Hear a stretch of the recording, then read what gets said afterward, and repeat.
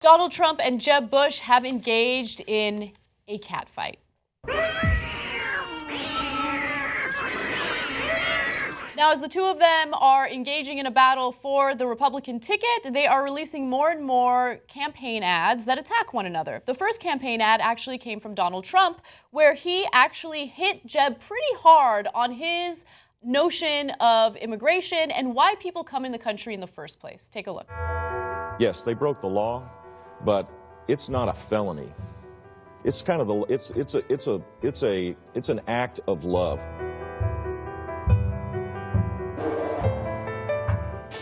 So he released that video on Instagram, which only allows you to put up 15-second videos. And it's interesting how they're using a free platform to put out their ads.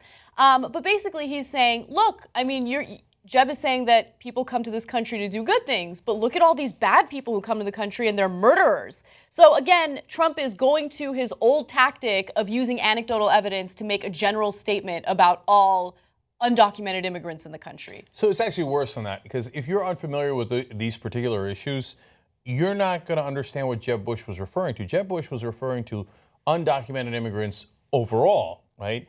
But the Trump ad showed in specific Francisco Sanchez, Santana Ganona, and Brian Omar Hyde, all of them who committed high-profile murders. It makes it appear as if Jeb Bush is saying about the murderers, it was an act of love. Exactly. But he didn't say that about the murderers. He said it about undocumented immigrants overall who were struggling to bring a better life for their family. And as an act of love towards their family, they came here for a better life and for more opportunity. So that is a grossly misleading ad. That is as negative an attack ad and as misleading an attack ad as you will see. Now, Jeb Bush has a right to complain about that. The Bush family overall, I mean, George H.W. Bush was the one who ran the Willie Horton ad against Michael Dukakis. So the Bush family doesn't stand on very good footing when it comes to how dare you use minorities in order to scare white people into voting, for me. Well, so, okay, but the sins of the father don't necessarily go on to the sins of the son, or not the sins of the son. So that is a terrible ad, and Jeb Bush is right to complain about it. I know that it's nearly impossible to pass any type of legislation that would outlaw deceptive campaign ads by politicians, but I think it's crazy that consumers are supposed to be shielded from deceptive ads, okay, deceptive claims from corporations, but at the same time, politicians can go ahead and say whatever they want. They could take people out of context. They can basically do defamation. That's what that was. And it's totally okay. They don't have to face any type of consequence for that. You can't lie to constituents like that, or you shouldn't be able to lie to constituents like that, but they're able to do it all the time. Now, Jeb did hit back with his own campaign ad, and this one basically paints Trump as a liberal. Take a look. I lived in New York City and Manhattan all my life, okay? So, my views are a little bit different than if I lived in Iowa. Partial birth abortion. I'm very pro-choice. I am pro-choice in every respect and as far as it goes. As far as single payer, it works in Canada. It works incredibly well in Scotland. The fact is that 25% for high-income people, it should be raised substantially.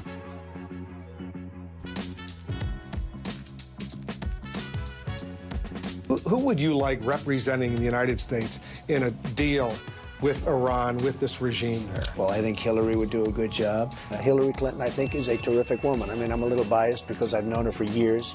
I know her very well. She's very talented. And I live in New York. She lives in New York. And I've known her and her husband for years, and I really like them both a lot. Do you identify more as a Democrat or a Republican? Well, you'd be shocked if I said that in many cases I probably identify more as a Democrat. Well, then why are you a Republican? I have no idea. I lived in New York City and Manhattan all my life, okay? So, my views are a little bit different than if I lived in Iowa. All right, in terms of appealing to Republicans, I think that was a pretty good ad. And also, that was an accurate ad. If you look at the history of Donald Trump, you could see that he does have some liberal ideologies. And if you look at some of the people he hung out with back in the day, you could see that he had a lot of close friendships and relationships with liberals. Big-name liberals. And also remember, during the Fox News Republican debate, Trump was the only person who did not promise to change and run as an independent should he not get the Republican nomination. Yeah. So there's a couple of interesting things here. So first off, Anna's right. National Review just out with a piece saying that Donald Trump and Al Sharpton have had an alliance for a long time. I think it's very persuasive, and I'm not at all surprised by it. So what Trump wanted back in the day for his casinos was high-profile events in Atlantic City. So he wanted to get close to Don King to do some big boxing matches. For example, Mike Tyson and Larry Holmes fought there, and big Trump logo all over TV on HBO as they fought, and it was 16,000 people sold out. And so Don King friends with Al Sharpton, and Trump then wants more and more performers, et cetera, to come to Atlantic City for high-profile events. So he makes an implicit deal, it appears, with Al Sharpton. You rub my back, or scratch my back, I'll scratch your back. And then people are kind of amazed by this, like, really? Mm-hmm. Like, those guys, one's a big-time liberal, theoretically, the other one's leading in the Republican field right now. Al Sharpton says, no way! I've never made any deals with Trump. Why? Because Trump is a clear racist at this point, and Sharpton's been speaking out against him on MSNBC on his radio show, saying that he's a racist. But it turns out one of Sharpton's mistresses apparently put up in one of Trump's buildings. Al Sharpton says, I don't know how she got there. I know, it's incredible. It's incredible. Sure. So the National Review story was interesting in that it had many different sources who were claiming that, Sharpton had a close relationship with Trump. Don King was one of those people who said that they had a really close relationship. Trump went on to donate anywhere between $20,000 and $150,000 to Sharpton's charity, the National Youth Movement. News reports during Sharpton's 2004 presidential run even listed Trump as one of Sharpton's mentors. So you're right, Cenk. I mean, Sharpton has a vested interest to deny any type of relationship with Trump in the past. But if you look at the evidence, the proof is in the pudding. They had a relationship. Trump doesn't identify as a Republican. I don't think Trump identifies as a Democrat. I don't know what Trump identifies as. I don't think he's serious about the presidency, to be clear with you. I think that he is doing this for personal reasons. I think that he is basking in the popularity that he's receiving through releasing all these hateful statements about poor people and minorities. It's disgusting and it's terrible, but Jeb's ad was accurate. Okay, Trump has a history of close relationships with liberals and Democrats. It is what it is. Yeah. So the whole Sharpton Trump thing is easily solved. So what do they share in common? In the story, one person said, well, they actually have many shared interests, including helping those who are in need. No, their shared interests is they're both hustlers, as a guy close to Sharpton said, at least about Al Sharpton and why Trump liked him. They're both con men. They don't give a damn. They're like, what do I need to sell today? You got snake oil, A, I got snake oil B. Let's sell it to one another, to our different constituencies. Let's all make money, money, money. Look, Sharpton was charged with defrauding his own group that Trump had given money to.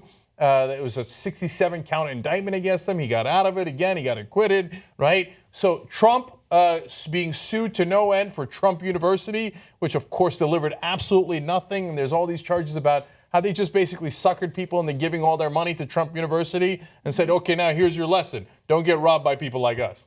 Okay, they didn't say that. but that is, in essence, what wound up happening. They're both con men. So did Sharpton and Trump work together? Of course they did. Does that mean Trump's a liberal? No. Does that mean Sharpton's a conservative? No. It means they don't give a damn. They don't actually have principles. Now, what's amazing, finally, is the Republican base reaction to all this. Mm-hmm. And it's not like they don't know this. We saw it in the debate. They all know that Trump supported Hillary Clinton. He talked about it, right? They all know that he used to be pro-choice, right? Used to be pro-choice. The number of abortions that I don't want to think about him having partners sex must have had is untold, okay? Anyway, gee, I wonder why he's... Anyway, all right, put that aside. You put that as speculation, okay? So the Republican base looks at it and goes, yeah. But one guy is stronger than the other. See, they don't really care about the policies. What's amazing is that when you look at the polling, the Republican base even, not the country overall, the Republican base disagrees with Trump on immigration, the thing he got famous on in the beginning. Mm-hmm. They don't care about his policies being too conservative in that case. They don't care about his policies being way too liberal in other cases. All they see is strength. He comes out and does a wildly unfair attack ad against Jeb Bush. They don't look at that as a negative. They go, strong. I think the reason why the Republican Party is reacting this way to Trump is because in the last election, Romney was weak sauce. No one was excited about Romney. And that's part of the reason why the Republicans lost so badly during that election. Not only in the presidential election, but also in Congress as well. They weren't excited about Republican candidates. And now Trump is coming out, and even though he's irrational, and even though he'd be disastrous for the country, he's firing people up. And I think Republicans realize that he's, unfortunately, the only real shot they have. And finally, you think that the Republican base is concerned that Donald Trump is an obvious con man? No, the whole Republican Party is the long con, right? Maybe that's why they're called conservatives. The whole thing's a con job. Oh, we care about deficits. Oh, we care about this. We care about that. No, the only thing they care about is tax cuts for the rich. That's the whole point of the party. And crony capitalism to give more money to the defense contractors, the oil companies, the big banks, and while pretending to be populist and grassroots.